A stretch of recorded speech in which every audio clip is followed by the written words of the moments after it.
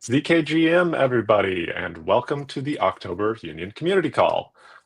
We've got Stephen, CMO. We also have Core, CTO, and Karel, CEO, here today to let you all know a little bit about what happened last month and what's coming forward.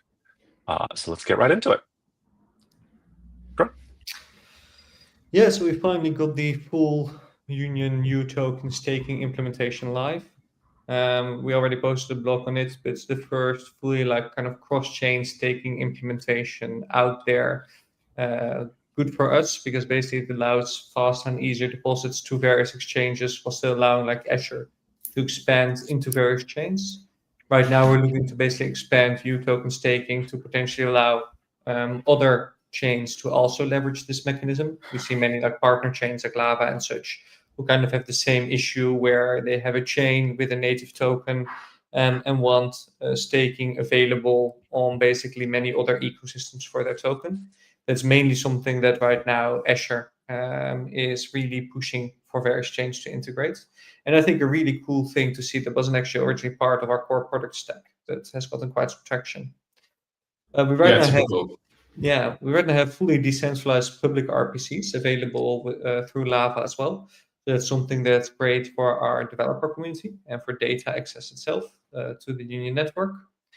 Some big milestones, which I think we should still take some time to actually truly celebrate, is that the base integration is live, meaning that Union now has the first and only IBC implementation into base as well. So a fully trustless decentralized implementation here.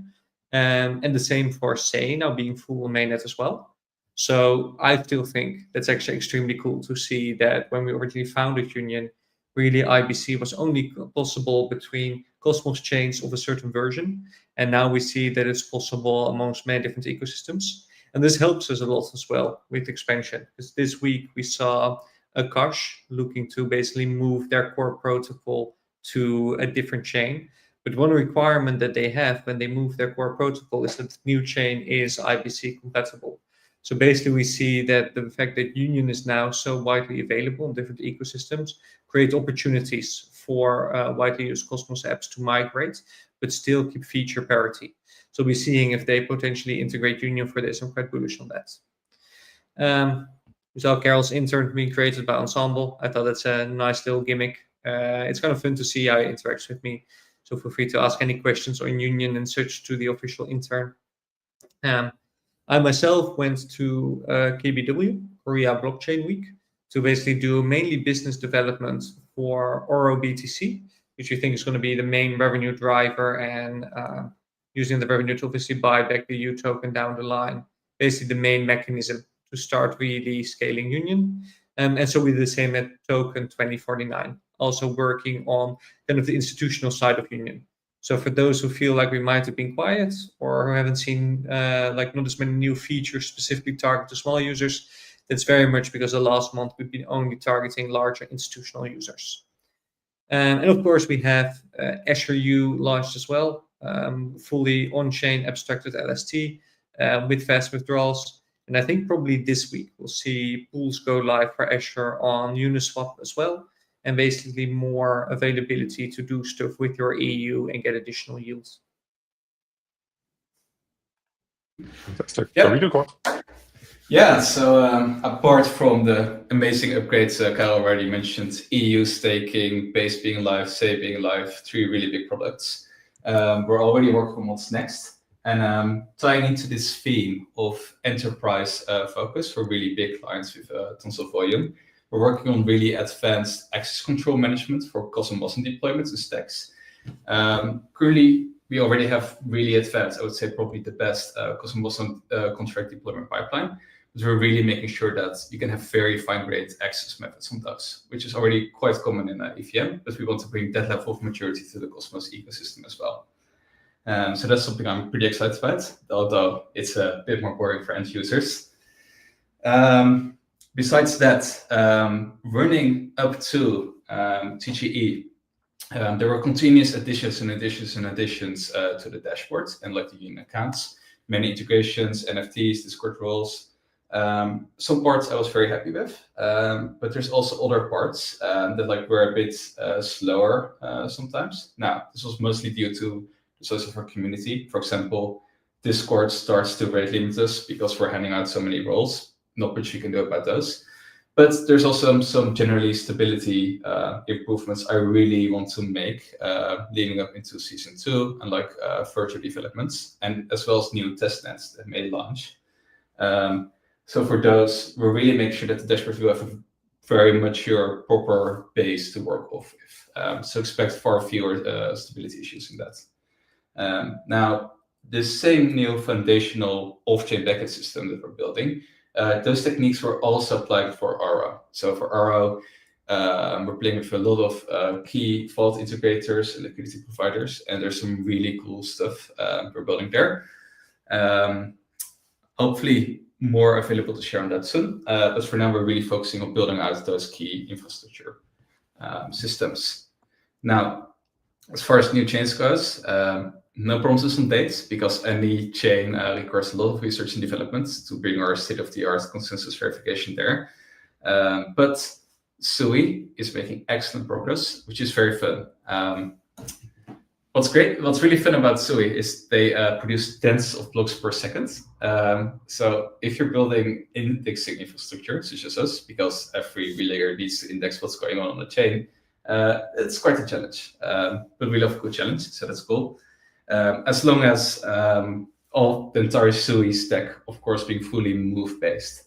Now, Union has had IBC move working internally for quite some time now, I would say almost a year. But now we have the proper time to really focus on getting that to production, which I think will be huge for the Move ecosystem, which traditionally has been quite isolated. And I feel like with a proper GMP layer connecting Move ecosystems to other chains, we can unlock quite some new possibilities. So I'm quite excited for that. Now, for other chains that require attestations as the consensus mechanism, such as Lana and Hyperliquid, we are also working on light clients to support those, which I'm really, really bullish about. And Monad. Monad upgraded their consensus engine. We're adding capabilities to check that consensus engine, and I'm pretty optimistic that we'll be able to ship Monad. So also excited for that. Okay, fantastic. Yeah, so that's a little bit about what's coming soon. Some more of what happened this past month. Union Hall casts have continued. We did the big 4-person one with Babylon Tower and Azure right after mainnet. Also had Aligned and Ensembleon and the Lava and Neutron.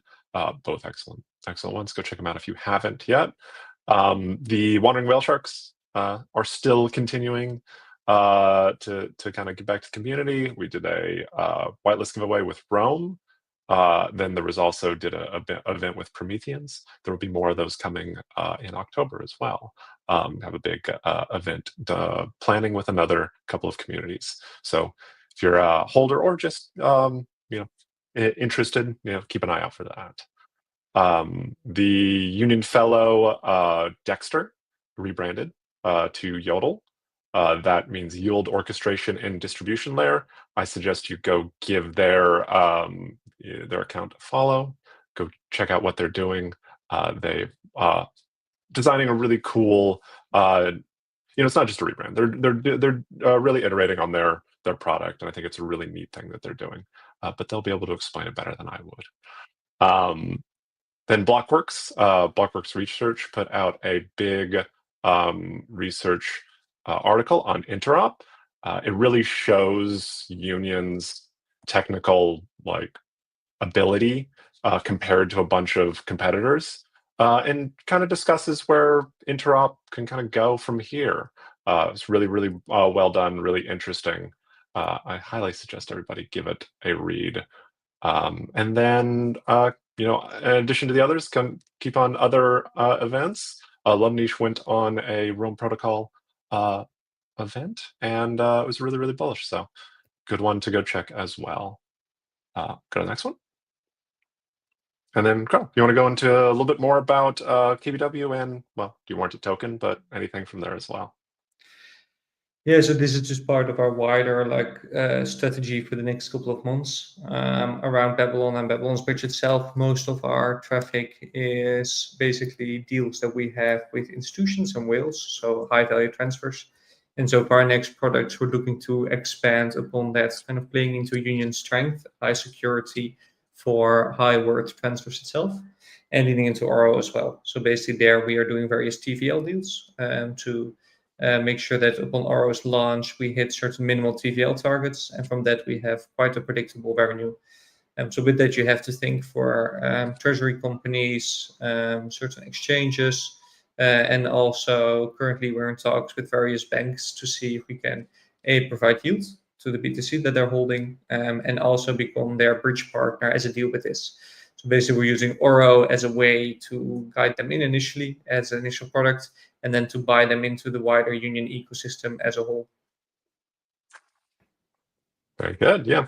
And then, yeah, I had a lot of good conversations. Both those, Brad and Gandalf, were at Token. You can follow. I think Gandalf did a little more on that on his account. But now we'll get into some Q's and A's. Thank you for everybody who submitted questions. I've got a list. We're just going to go into them. First one's kind of a twofer. Union X Tower, what's happening there? Probably related.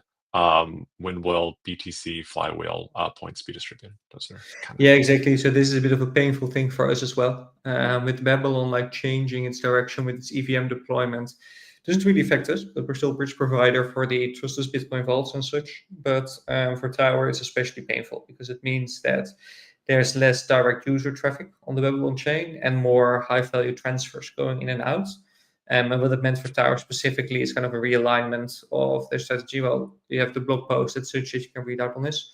For us, that means that we have to now work with them on recalculating the points specifically and rewards associated with that. So that has caused a bit of a delay. It's quite annoying.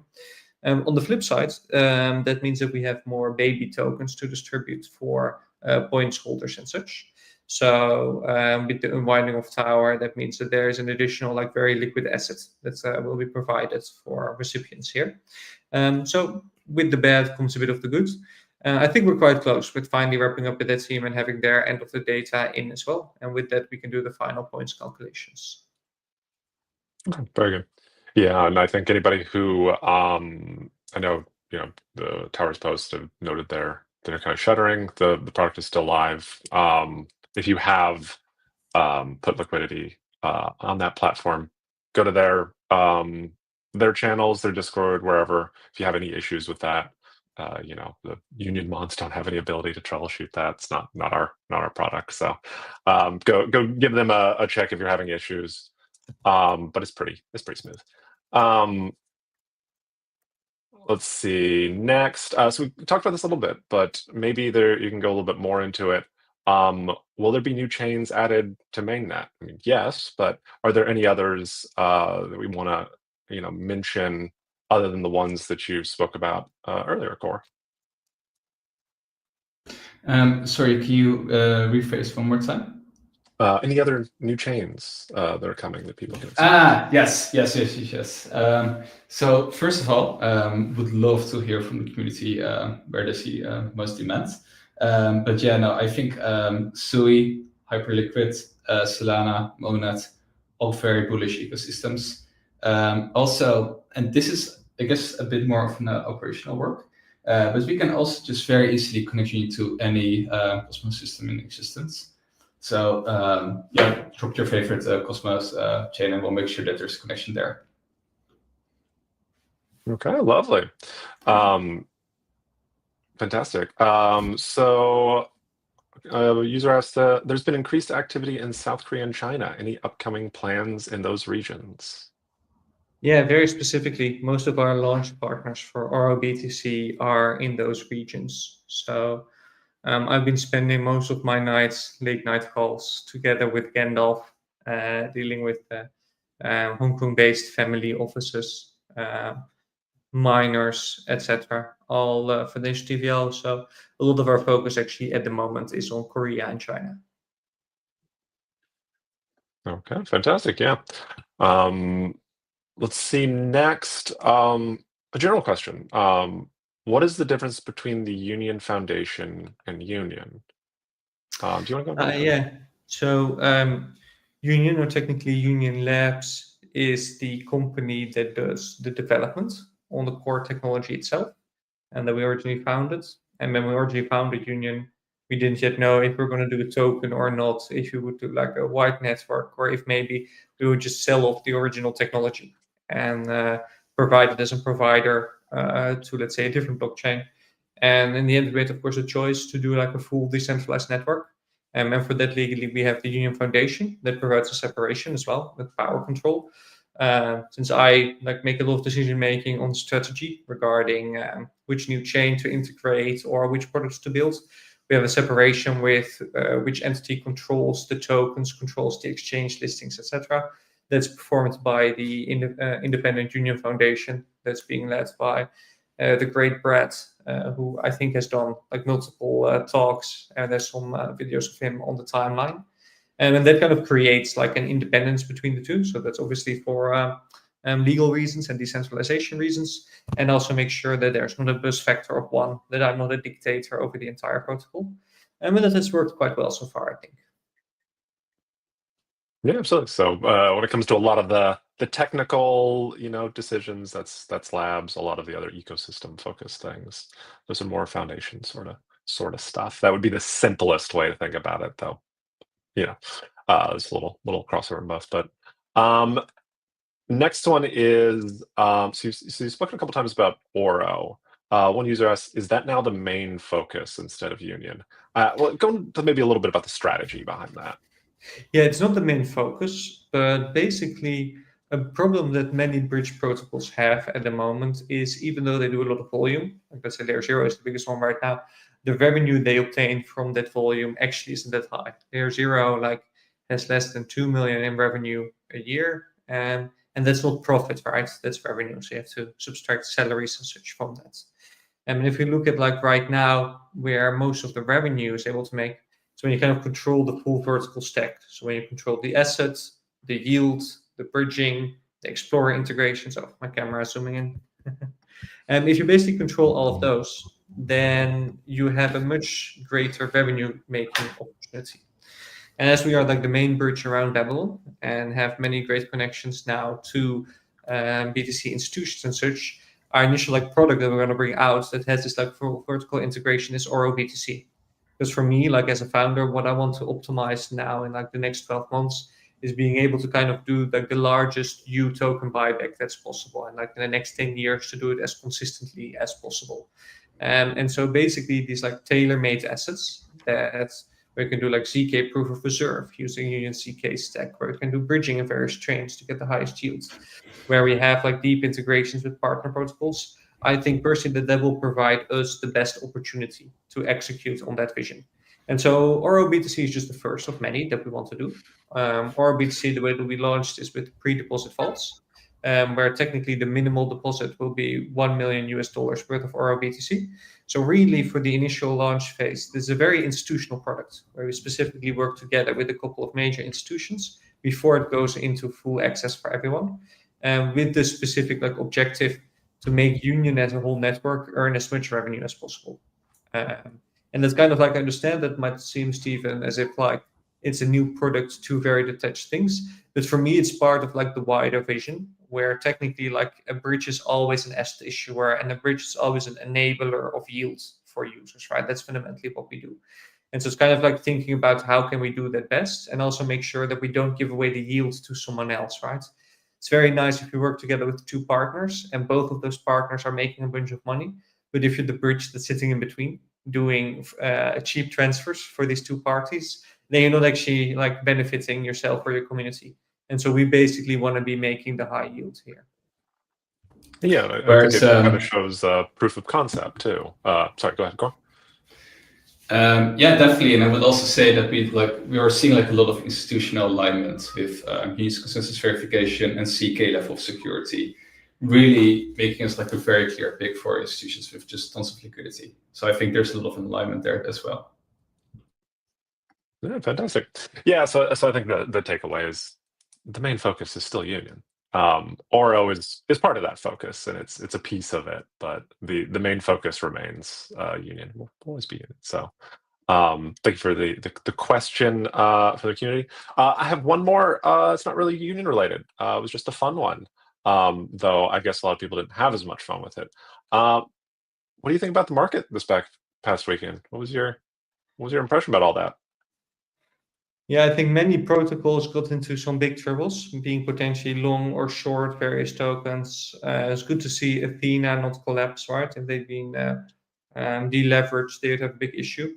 On our end, we suffered most because our market makers were in a bit of trouble. So even though like we didn't sell token, we weren't like shorting or longing the U token. It specifically like affected us because it affected the wider ecosystem, and that's always like especially painful with these things. And we're seeing crypto like how widely connected they are, just because you like need to work with various counterparties. You basically get ripple effects as well. And for those wondering, like why work with market makers, like you're obligated to work with market makers if you want to be listed on exchanges. Like exchanges legally require you to have a market maker, and a market maker will do market making for 100 tokens, let's say. So if a market maker suddenly makes like a 40% loss on 100 of these tokens, kind of ripples to all of the activities that they're doing. Yeah, it's kind of good to see crypto bounce back that quickly. Like, that's always nice to see. I was kind of afraid that we were going to go into like an absolutely disastrous bear market and would have like a multi-year bear, but I don't think that's the case. Yeah, I think the resiliency of all of the the DeFi platforms and other stuff like that is really, it's always heartening to see. You don't get some of the issues you get with more centralized ones for when they're set up well, which a lot of these I mean, in ones this are. case, we definitely saw the same risks in decentralized ones as well, like Hyperliquid, Lighter, and such. I think in this case, it truly is like this cycle. You see that users hold less spot assets, so they don't have like actual BTC, but they have longs or shorts on BTC, right? And so that kind of made it far worse than the last bear cycle, where sure, Bitcoin goes down, everyone loses 20%. This time, Bitcoin goes down, people lose 80% because they were trading perps. Yeah, that is fair. It's always the risk. Okay, that's the end of the questions that I had from the community. Anything else, the Corel core, that you kind of want to shout out, comment on, or any last words? Yeah, no, overall, really happy with my team and the progress we're making overall across the board for our new connections, maturity. It's funny, like we move so extremely quickly. Like I see the slide of, oh yeah, Say and Base went live. Like I almost forgot about it already because we're working so hard on the next thing. But no, they're tremendous achievements, and I'm really happy with them. Yeah, and so I think for people listening in who feel like maybe for them there's a bit of a lull, that's always part of it, right? Like we're right now in the next cycle of building a bunch of stuff, and I think in probably a month or two, people will be quite excited with Oro launching, us getting the TVL and revenue in. By then, we should have hopefully gotten rid of all the technical debt in the dashboard as well. And by then, we'll also know more about season 2, next phase of the airdrop and all of that. So basically, hold tight with us as we do mainly building, engineering, and business development right now until we get kind of like the next phase for Union. Absolutely. Yeah. All right. Well, thank you everybody for joining. Thank you for answering all the questions, Core and Crow. And we will be back next month with another of these. In the meantime, there's been plenty of building, Union Hallcasts, and the like. So we'll see y'all there. Yeah, thanks for hosting, Stephen. Absolutely. Cheers, y'all. Cheers. Cheers. All right.